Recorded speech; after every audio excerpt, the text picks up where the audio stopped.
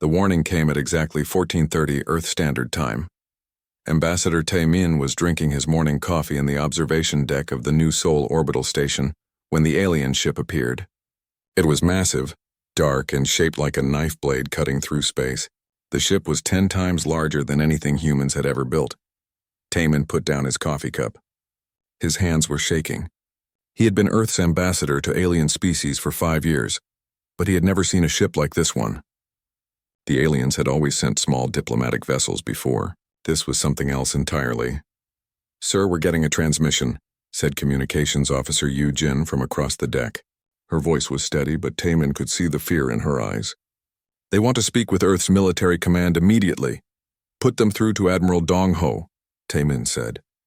He walked to the communication console and pressed the emergency button that would connect him directly to Earth Defense Force headquarters. The screen flickered to life. Admiral Dong-ho appeared, his gray hair neatly combed and his uniform perfectly pressed.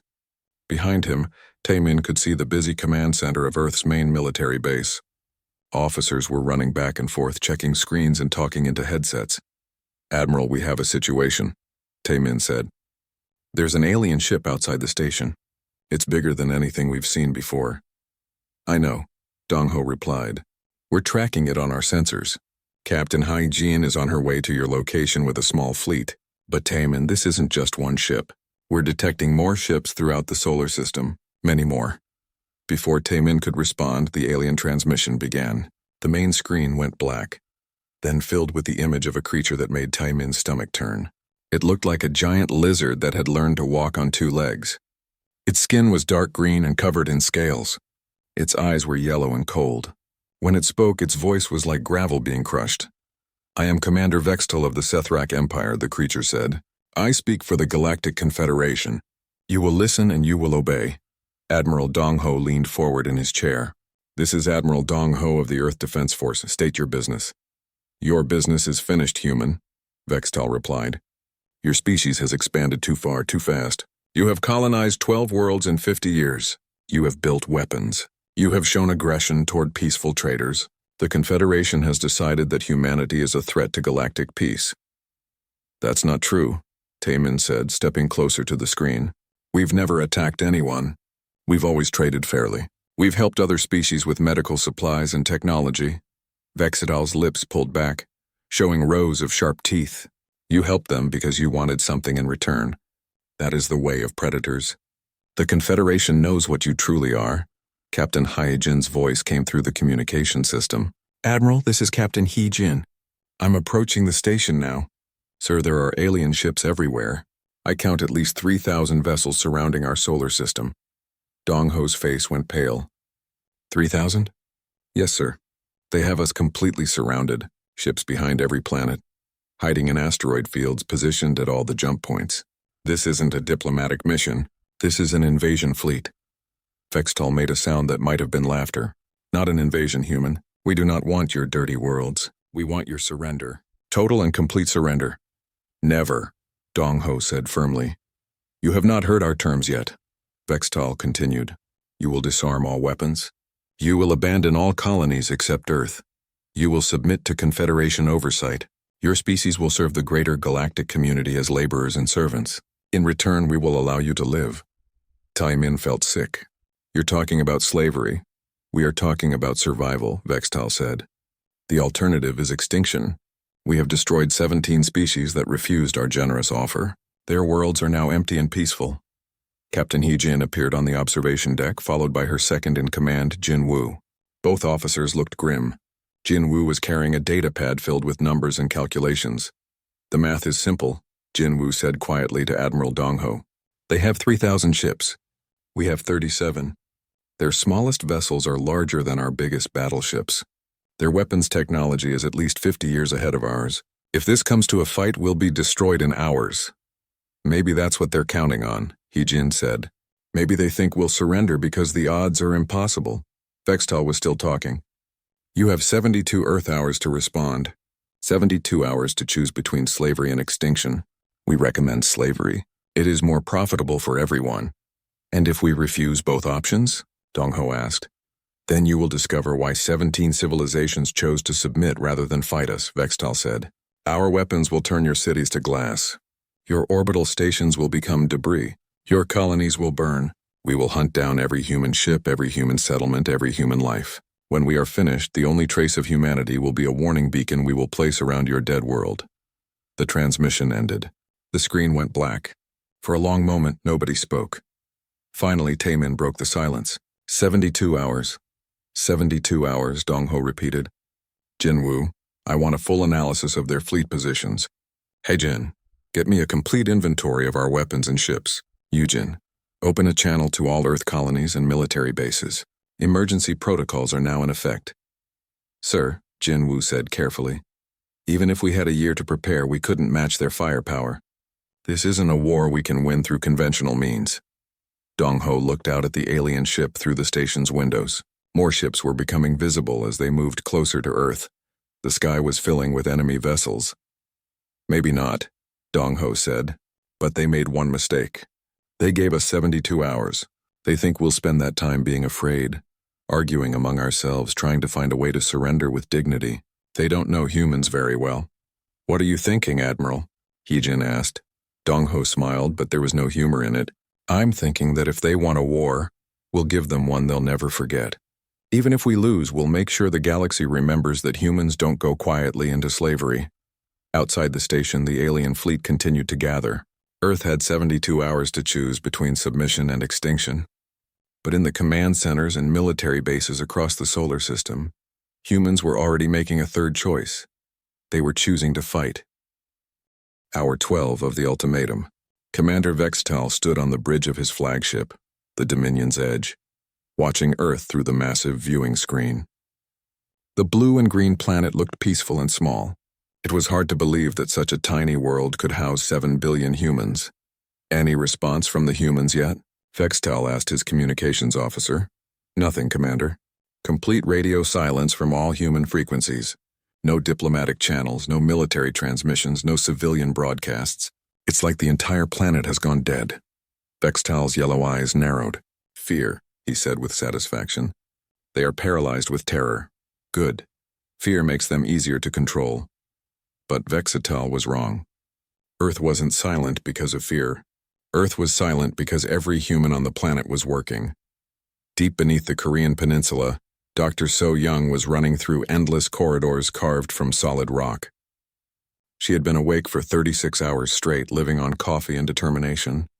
Her laboratory was buried 2 kilometers underground, hidden from any alien sensors that might be scanning Earth. "Professor Kyung-ho," she called as she burst into the main research chamber. "Is the network ready?" Professor Kyung-ho looked up from a massive control console covered in blinking lights and screens. His usually neat hair was messy and his clothes were wrinkled. Like everyone else, he hadn't slept since the ultimatum began. "The quantum links are stable," he said. "All 57 platforms are responding. The nanobots are loaded and ready for deployment." "But So Young, are you sure about this? Once we release them, there's no calling them back."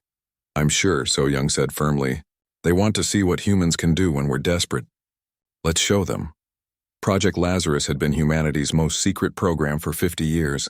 It began the day after humans made first contact with alien species. While diplomats smiled and shook hands with alien visitors, human scientists and engineers worked in hidden facilities around the solar system. They built weapons platforms disguised as asteroids. They created self-replicating nanobots designed to eat alien technology. They studied every piece of alien equipment they could get their hands on, learning weaknesses and finding ways to exploit them. Most importantly, they prepared for the day when diplomacy would fail and humanity would have to fight for its survival. Colonel Minho was in his command bunker on Earth's moon, coordinating with resistance cells throughout the solar system. His screen showed the locations of every human settlement, every hidden weapons cache, every secret facility that the aliens didn't know existed. "Mars Base, this is Moon Command," he said into his headset. "Status report." Commander Yunji's voice crackled through the speakers. "Moon Command, this is Mars Base. All mining equipment has been converted to weapons platforms. Our cargo ships are loaded with improvised explosives. 6,000 colonists have volunteered for boarding actions. We're ready. Europa Station report. Moon Command, Europa Station ready. We've turned the ice mining lasers into weapons. The orbital platforms are armed and positioned. Titan Colony report. Moon Command, Titan Colony ready. Fuel production has been increased to maximum. All transport ships have been converted to kamikaze vessels. One by one, every human settlement reported in.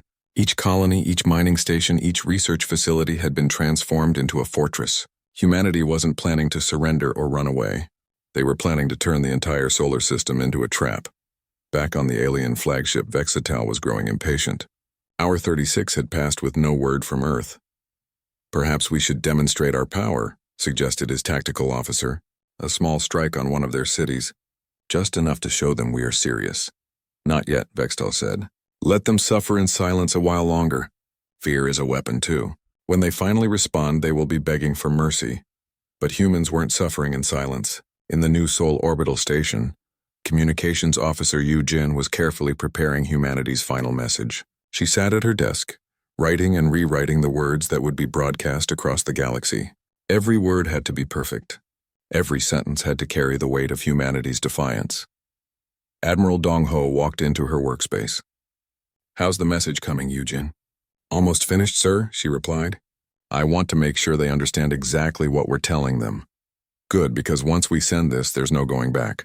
They'll know we've chosen war instead of slavery. Yujin nodded. Sir, can I ask you something? Do you really think we can win this? Dong Ho was quiet for a moment. Through the station's windows, he could see alien ships everywhere. They surrounded Earth like a metal wall, blocking out the stars. Win? He said finally. I don't know. But I know this, if we lose, we'll make sure they remember the price of fighting humans. Maybe that will make them think twice before threatening another species. Captain He Jin was in her ship's armory, checking weapons and equipment. Her crew was preparing for battle, but they all knew the odds. They had studied the alien ships, analyzed their weapons, calculated their chances. The math was brutal. Humanity had no chance of winning a conventional fight. But this wouldn't be a conventional fight. Jin Woo, she called to her second in command. Are the boarding teams ready? Yes, Captain. Every volunteer has been equipped with cutting tools, explosives, and recording devices. If we're going down, we'll take as many of them with us as possible. In the galaxy, we'll see exactly how humans fight when we're cornered. Recording devices? Admiral's orders. Every battle, every sacrifice, every victory will be recorded and broadcast. The aliens think they can make humanity disappear quietly. They're wrong. Win or lose, everyone will know what happened here. Hour 60. The alien fleet was growing restless. Some commanders were suggesting that the humans had already fled the planet. Others thought the silence meant Earth was preparing to surrender. Vextal knew better. He had studied human behavior, read their history, analyzed their psychology. Humans didn't surrender easily. They were like cornered animals, most dangerous when they had nothing left to lose. Sir, his sensor officer called out, I'm detecting some unusual activity in the asteroid belt. Energy signatures that don't match our database. Explain. Unknown, sir. The signatures appear and disappear randomly. Could be natural phenomena. Could be equipment malfunction or what? Or the humans have hidden something out there. Vextal stared at the tactical display. Red dots marked the positions of his fleet. Blue dots showed human ships and settlements. But there were gaps in the sensor data, dark spots where anything could be hiding. Increase sensor sweeps, he ordered. I want to know about every piece of space debris larger than a grain of sand. But it was too late. Humanity had spent 50 years preparing for this moment. Their hidden weapons were invisible to alien sensors, disguised as natural objects or buried too deep to detect. The trap was already set, hour 71. 1 hour remained in the ultimatum. Dr. So Young stood in her underground laboratory, her hand on the activation switch for Project Lazarus. Professor Kyung Ho was beside her, monitoring the quantum network that would coordinate their response. Colonel Min Ho was in his command bunker, watching as human forces across the solar system reported ready status. Commander Yoonji was on Mars, leading the final briefing for volunteers who knew they probably wouldn't survive the next few hours. Communications Officer Yu Jin was at her console, the completed message displayed on her screen. Waiting for the signal to broadcast, Captain Hyojin was on the bridge of her ship, looking out at the alien fleet that surrounded Earth. Admiral Dong Ho was in the command center, surrounded by officers and staff who had spent 71 hours turning humanity's impossible situation into something else entirely. 1 hour left. 1 hour before the aliens would expect humanity's surrender. Instead, they were about to discover what happened when you gave humans time to prepare for war. Hour 72. The deadline arrived exactly on schedule. Commander Vextel stood on his flagship's bridge, waiting for humanity's surrender. Around him, his officers monitored communications channels, expecting to receive Earth's submission at any moment. "Sir, we're receiving a transmission from Earth," the communications officer announced. "Finally," Vextel said. "Put it on the main screen. Let's hear them beg for mercy." The screen flickered to life. But instead of showing Earth's leaders kneeling in defeat, it displayed a simple image: the blue marble of Earth floating in space, with the words "Humanity's Final Response" written beneath it. Then Eugen's voice filled the bridge, clear and strong. Her words were broadcast on every frequency, reaching every ship in the alien fleet. "This is Communications Officer Eugen of the Earth Defense Force, speaking for all humanity. You came to our home uninvited. You threatened our children. You demanded our surrender. You called us aggressive, unpredictable, dangerous. You're right about one thing: we are unpredictable." Vextel's claws gripped his command chair. "This wasn't surrender. This was defiance. You gave us 72 hours to choose between slavery and extinction," Eugen continued. "We reject both options. You want to see what humans do when cornered. You want to witness our true nature? Very well. You chose war, aliens. Now witness our fury." The transmission ended. For 3 seconds, the alien fleet hung in space, waiting for something to happen. Then space exploded. Hidden weapons platforms emerged from asteroids that had been floating in the outer system for decades. They had been disguised, camouflaged, made to look like natural space debris. Now they activated, revealing massive railguns and missile launchers. "What are those?" Vextel's tactical officer shouted. "Where did they come from?" "Unknown, sir. They weren't there on our sensors?" "Because you weren't looking hard enough." Admiral Dongho's voice cut through the confusion. His face appeared on every alien ship's communication screen simultaneously. 50 years, Vextel. 50 years we've been preparing for this day. Did you really think we'd waste the time you gave us cowering in fear?" The first wave of missiles struck the alien fleet's outer ships. But these weren't ordinary explosives. Dr. So-Young's nanobots spread like a plague through the alien vessels, consuming their technology, turning their own systems against them. Captain Hyojin launched her ship, the Inchin's Revenge, straight toward the alien formation. Behind her, 36 other human vessels followed. They looked tiny compared to the massive alien dreadnoughts, but they moved with purpose and precision. "This is Captain Hyojin to all human forces," she broadcast. "Remember the plan. We're not trying to destroy their entire fleet. We're trying to cripple their technology and show them what happens when you threaten humanity." The human ships didn't attack the alien vessels directly. Instead, they released clouds of nanobots into space around the enemy fleet. The microscopic machines immediately began seeking out alien technology, designed to recognize and consume any materials not made by human hands. "Sir," Vextel's engineer called out in panic, "our weapon systems are failing. Something is eating through our circuits." "Impossible," Vextel roared. "How can such primitive creatures have technology we don't understand?" Jinwoo's voice answered him from the human command center. "Because we've been studying your technology for 50 years. Every diplomatic meeting, every trade negotiation, every peaceful contact was an intelligence-gathering operation. We know your ships better than you do." Alarm klaxons began wailing throughout the alien fleet as ship after ship reported system failures. The nanobots were spreading faster than the aliens could react, jumping from vessel to vessel through energy conduits and docking connections. "Sir, we need to retreat," Vextel's navigator urged. "Our jump drives are failing. If we don't leave now, we'll be trapped here." But it was too late. Professor Kyung-ho had activated the gravity well generators hidden throughout the solar system.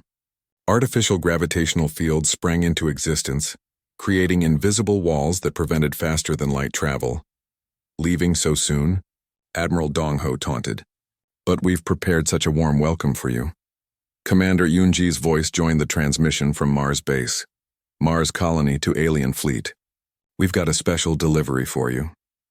Converted mining ships launched from the red planet's surface, their cargo holds filled with explosives and guided by volunteer pilots who had recorded final messages for their families. This is Pilot Sung-ho. One voice said calmly as his ship streaked toward an alien cruiser. Tell my wife I love her. Tell my children that Daddy fought so they could grow up free. The mining ship slammed into the alien vessel's hull, detonating with enough force to crack the massive ship in half.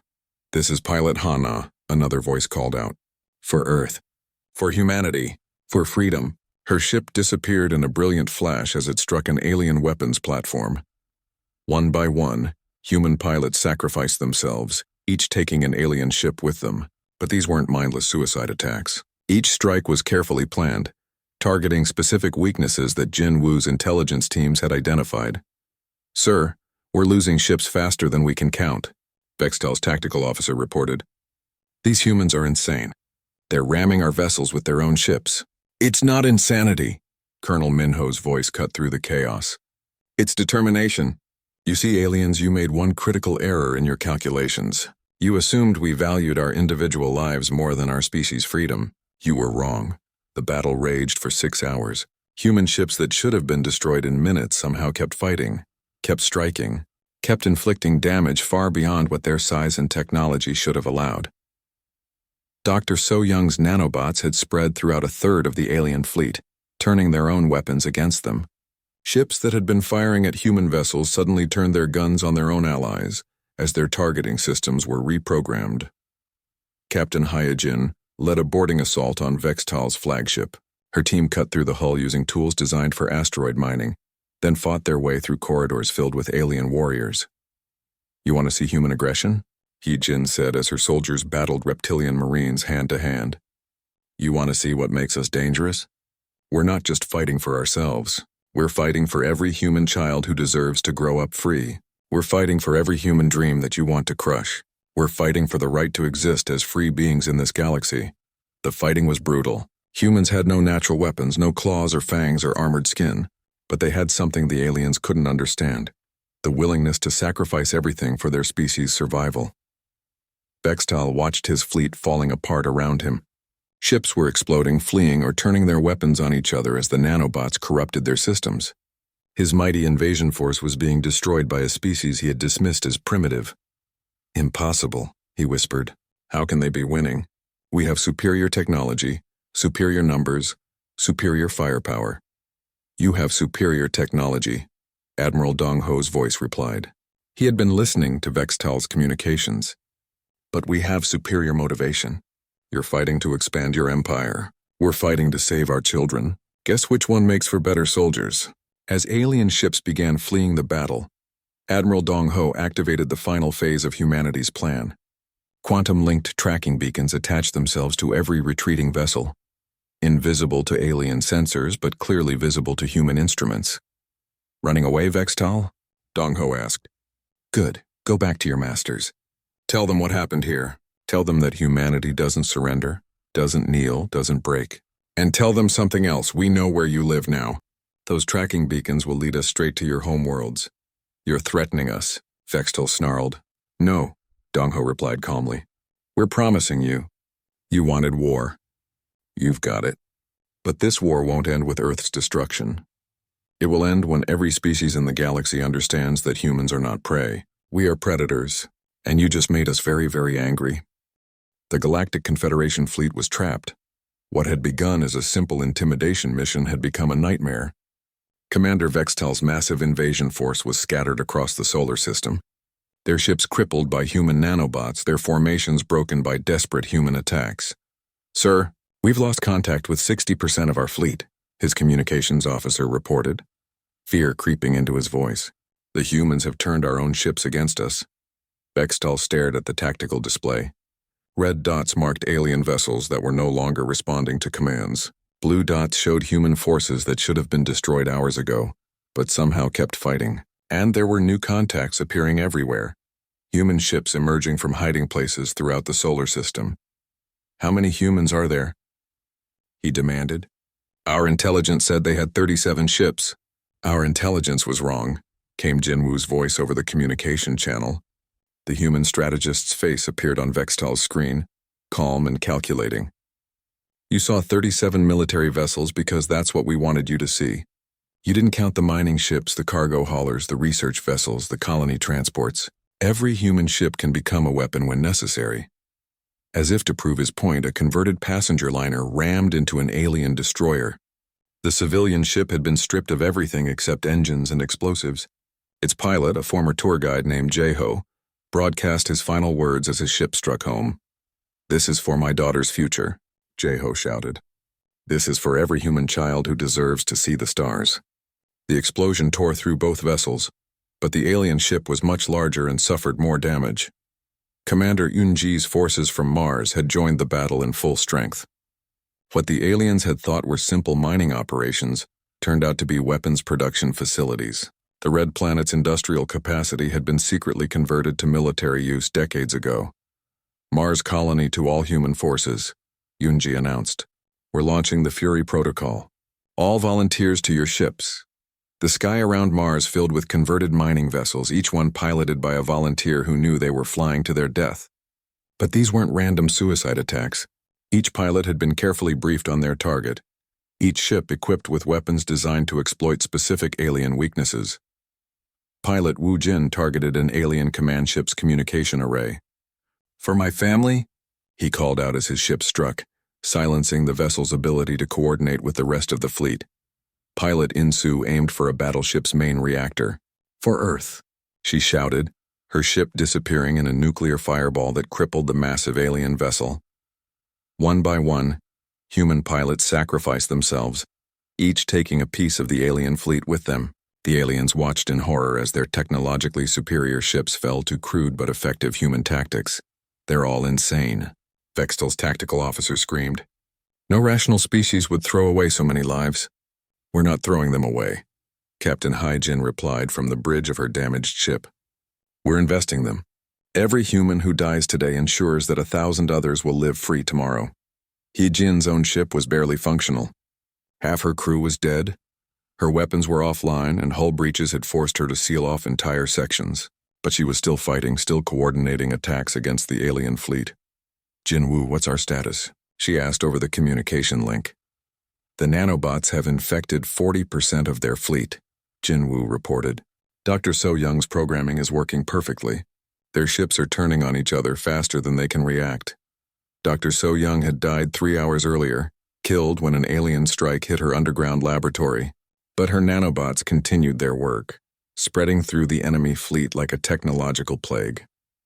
They consumed alien circuitry, rewrote alien programming, and turned alien weapons against their creators. "The gravity wells are holding," Professor Kyung-ho added from his hidden facility. "None of their ships can jump to faster than light speed. They're trapped in our solar system until we decide to let them go." Colonel Minho's voice joined the conversation from his lunar command bunker. "Tracking beacons are functioning perfectly. Every alien ship that tries to retreat is being marked. We'll know exactly where they come from." The battle had become a grinding nightmare for the Confederation forces. Their superior technology meant nothing when their ships wouldn't obey commands. Their overwhelming numbers were useless when they couldn't coordinate attacks. Their advanced weapons were turning against them. Vextel realized with growing horror that the humans had planned for this exact scenario. Every aspect of the battle was proceeding according to human strategy. They had anticipated alien tactics, prepared counters for alien technology, and turned the solar system itself into a weapon. "Sir, we have to retreat," his navigator pleaded. "We're losing ships every minute." "We can't retreat," Vextel snarled. "The gravity wells are blocking our jump drives." "Then we'll have to break through them," the navigator said. "If we concentrate our remaining forces on one area—" "Break through what?" Admiral Dong-ho interrupted. His face appeared on their screen again, and this time he was smiling. "You still don't understand, do you?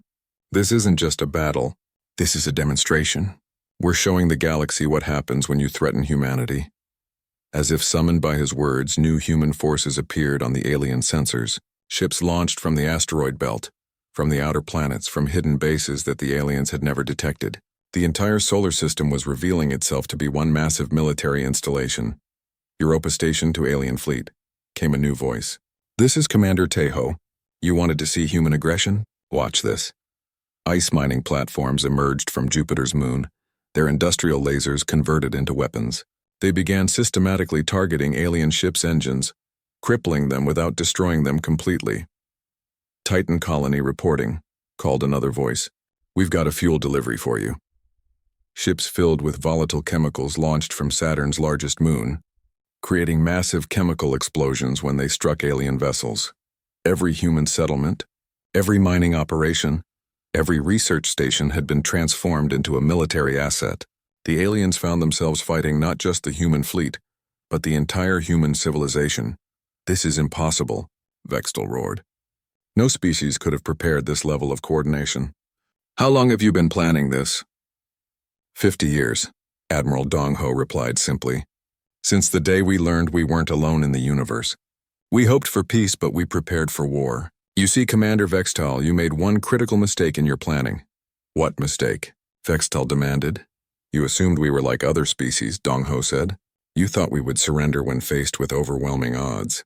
You thought we would choose slavery over death. You don't understand humans at all. A human ship rammed into Vextal's flagship, tearing a hole in the hull. Emergency systems activated, sealing the breach, but the impact sent the massive vessel spinning. Humans don't give up, Dong Ho continued as his face remained steady on the screen despite the chaos around Vextal. We don't surrender. We don't kneel. When you corner us, when you threaten our children, when you try to take our freedom, we become something you can't understand. We become dangerous. More human ships were striking alien vessels now, each impact carefully calculated to cause maximum damage. The aliens' superior armor and shields meant little against kamikaze attacks that struck at close range with pinpoint accuracy.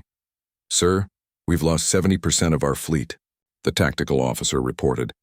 The humans are destroying us. Vextal looked around his damaged bridge. Half his crew was dead. His ship was barely functional. His mighty invasion fleet was scattered and broken, and still the humans kept fighting. All ships, he ordered finally. Emergency retreat. Break through the gravity wells, take whatever damage necessary. We have to escape. Running away, Vextal? Captain Hyojin taunted. Good, go home. Tell your masters what you learned here. Tell them that humanity doesn't surrender. Tell them that we remember our enemies, and tell them that next time we won't wait for you to come to us. The Battle of Sol was over. Admiral Dong Ho stood on the bridge of his flagship, looking out at the wreckage floating in space.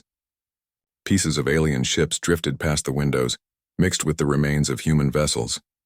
The stars were visible again now that most of the alien fleet had been destroyed or driven away. Of the 3,000 alien ships that had surrounded Earth, fewer than 200 had escaped.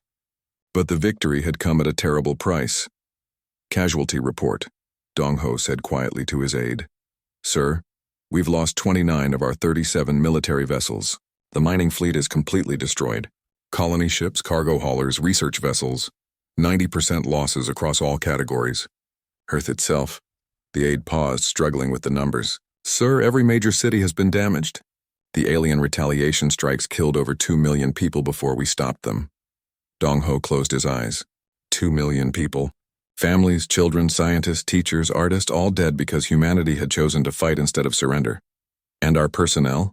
Military casualties are at 80%, sir. Most of the volunteer pilots didn't survive their missions. Dr. So Young died when they hit her laboratory.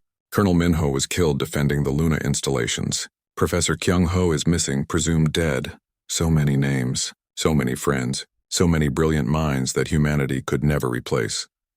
Captain Hee-jin limped onto the bridge, her left arm in a sling and bandages covering half her face. She had survived the boarding action on Vextal's flagship, but most of her crew hadn't.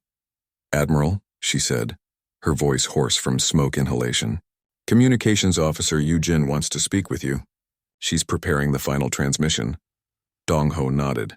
Put her through. Yu-jin's face appeared on the main screen. She was in the communications center of the New Sol orbital station, which had somehow survived the battle despite taking several direct hits. Behind her, technicians worked to keep the broadcasting equipment functional.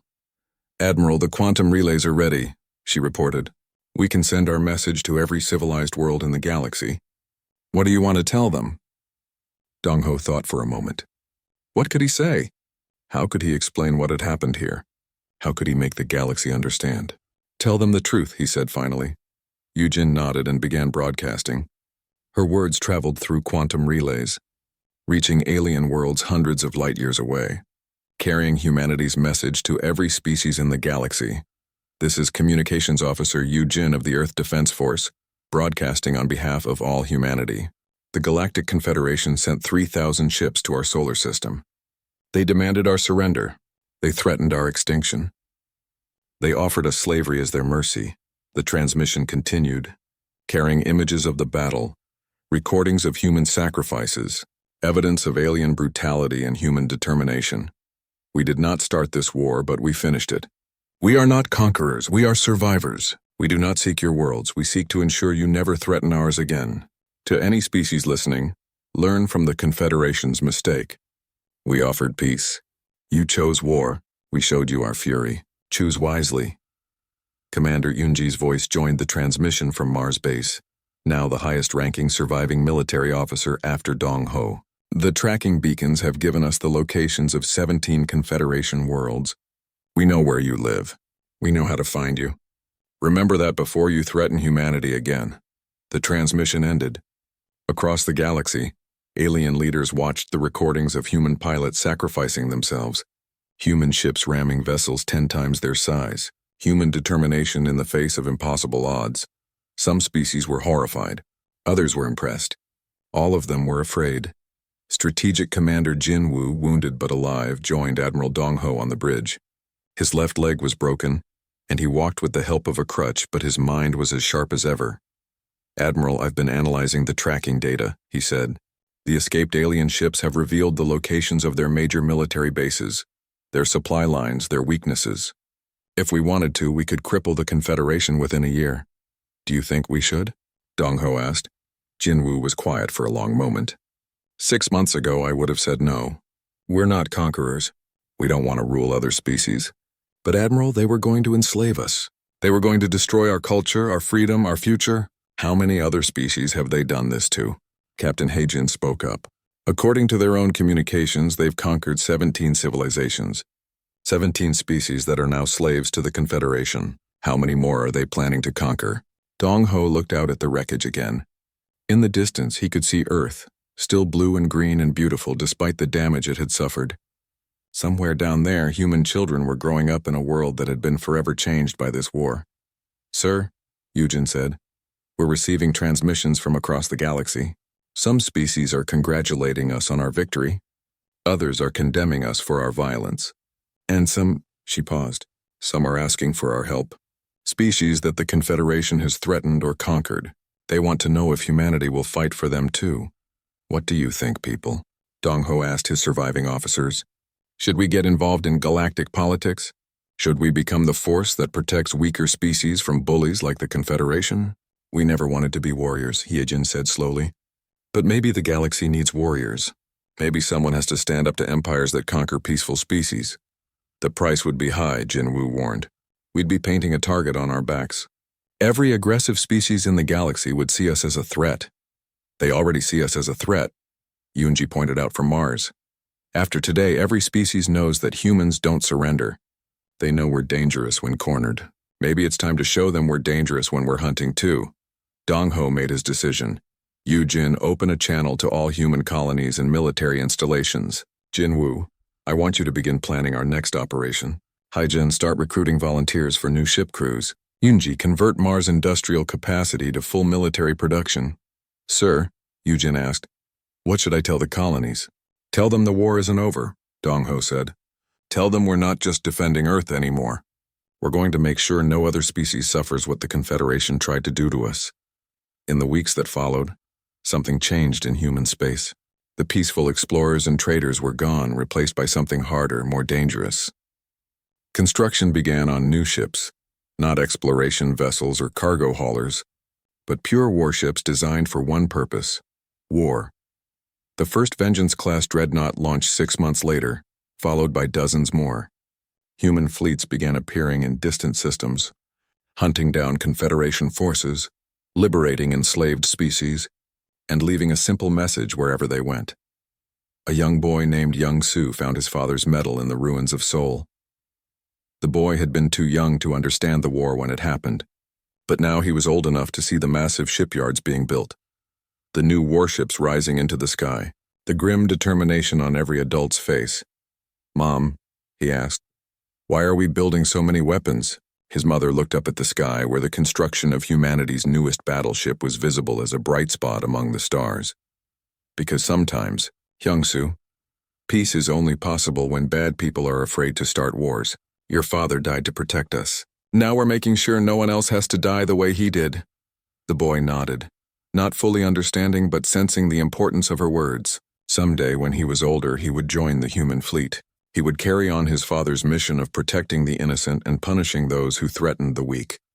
Humanity's age of innocence was over. Their age of retribution had begun, and across the galaxy, aggressive species began to learn a new truth. Humans were not prey. They were predators, and they had long memories for those who threatened their children.